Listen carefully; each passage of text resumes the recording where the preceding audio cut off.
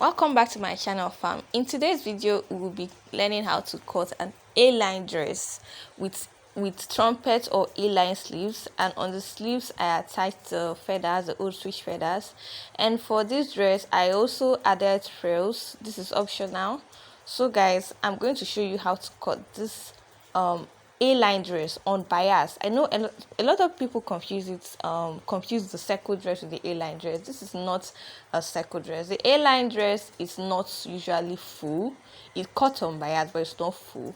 I'm going to be using a paper illustration so that it is more understandable, because my camera may not capture the whole dress when I cut directly on my fabric. So let's assume that this is your fabric, and then you're going to fold it into two like this. Okay, I just wish that it's going to be easier to understand using this paper illustration. Just pay attention and you understand it clearly. So when you fold it into two like this, usually when you're cutting a circle dress, on that pointy part you're going to fold it over like this to meet the other end for a circle dress, or it is also called an umbrella dress because it's usually full. Okay, and this part is usually pointy. Look at what the back looks like. But we are not cutting a circle dress. Okay, we are cutting an A-line dress that is on bias. Okay, usually the A-line dress is not usually so full, but this umbrella dress, this is the method to cut it, and it is so full. That's why it's called the umbrella dress. But we are cutting an A-line dress. All right, so this is how to fold if you're cutting an A-line dress on bias. You're just going to fold it slightly like this. You see how I folded it? Now the apex is not going to be pointy, and you're not going to fold it to meet this part. Okay, you're just going to fold it slightly on bias. This is because you want it to have that little bit of A shape. Okay, but it's not going to be super full like an umbrella or a circle dress. Now this is how you fold it, and then you go ahead and start taking your measurements. So on this upper part, you place your tape where your shoulder allowance can fit in. Let's assume my shoulder allowance is 1 inch. You know, this is a paper. I'm going to place my tape where my shoulder allowance can fit in. Okay, and I place my tape here, and you can see there's a little bit of allowance there, a space there, and it's totally fine. Just mark a straight line there where your shoulder allowance can fit in. Okay, and then you now go ahead and take your shoulder measurement of 1 inch for this illustration. Okay, now I'm now going to come down from my shoulder measurement and take my bust line, which is also your armhole circumference. Let's assume mine for this illustration is let's say 2 inches, but usually it is 8 or 9 inches. So take your own measurement, and then you're going to bring down this shoulder line, rule a straight line to that point that we marked for your bust line. This is eventually where your bust circumference will be. Okay, on that bust line. So once you mark that straight line there, you're going to take your neck width and your neck depth. So I'm going to take usually for the main fabric, a neck width of 3 inches and neck depth of 1 inch. Remember, we are cutting the front and the back together, so you take a neck depth of 1 for the back, and eventually after you cut, you're going to increase the neck depth of the front. So you're going to connect it like this, and then you're going to make your shoulder slope of 1 inch on that end, and mark it like this. All right, it's already taking shape. Now on this bust line, you're going to mark your bust circumference, which is your bust divided by 4 plus 1 inch ease allowance and 1 inch seam allowance. The ease allowance is because this is a free dress, you don't want it to be tight on your bust area. So let's assume mine is 2 inches. I mark 2 inches on that point, and then the next thing is to make my armhole curve like this. All right, then I'm going to now take my full length. So you're going to place your tape on your shoulder line there and take your full length. Let's assume my full length is 9 inches for this. I'm going to mark 9 inches. Now the trick of this is you're going to place your tape there and rotate it. This is because this is placed on bias and you want it to have a good curve and be on the same line. So you're going to make sure your tape is on your shoulder line there, and then you're going to rotate it and mark your full length so that the curves will be equal. All right, So connect everything like this. See how it's looking nice. Then my measurement on my bust line there, I'm going to just bring it down to my hem.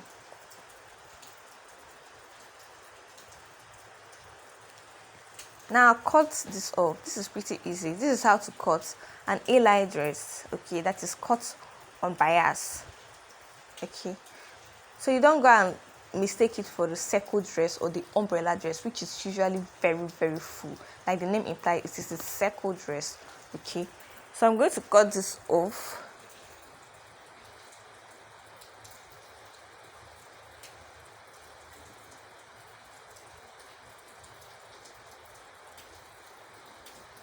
Now look at what I have here. Can you see what it looks like? I'm going to open it up. We have the two piece, the front and the back piece.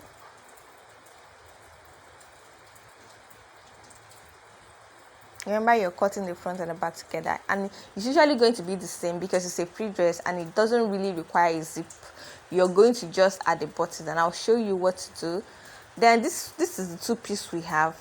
Now I'm going to alter the front neckline, that is the depth. Now I'm going to fold it over again like this and make the neck depth of the front that you want. Remember, we did 1 inch for two of them. I'm going to increase it to maybe, let's say 3 or 4 inches on the main fabric, depending on how deep you want it to be. You can even do a V shape, so whatever neck shape you want, you can go ahead and alter it down and then cut it. Okay, so this is the front. Now I've increased the neck depth. Then for the back, I'm going to make a slant at the back for where I will attach my button, because if you don't do this, you know, we are not going to attach a zipper. It's going to be difficult to pass it through your neck. So you're going to slant it, measure about 3 or 4 inches from the neck depth and slant it open. Okay, so after cutting out your facing and everything, you're going to attach a button there. All right, so this is what it looks like. It is not so full, it is just an A-line that is cut on bias.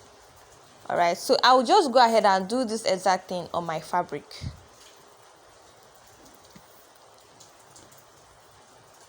So I've cut this exact thing on my fabric, as you can see how it is.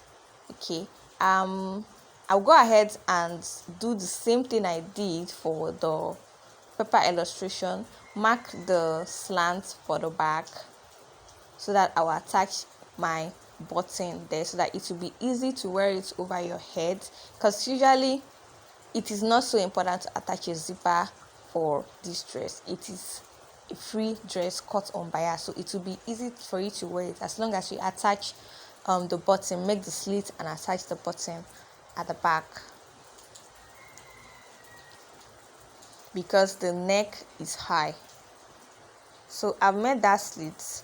I'll go ahead and cut the facing for this, or lining, whichever is optional. I used a lining for this because my client wanted a lining, but usually lining is not necessary. Just cut your facing and turn your neckline.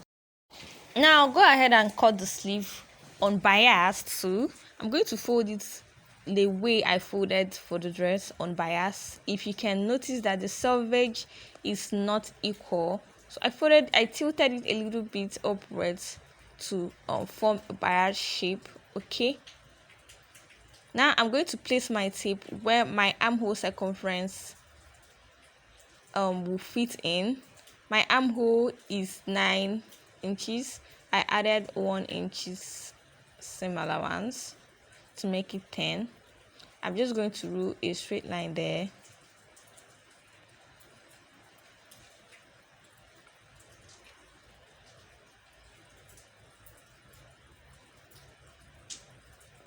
So this is how to cut your A-line sleeve on bias, or your trumpet sleeve, whichever one you know is it as.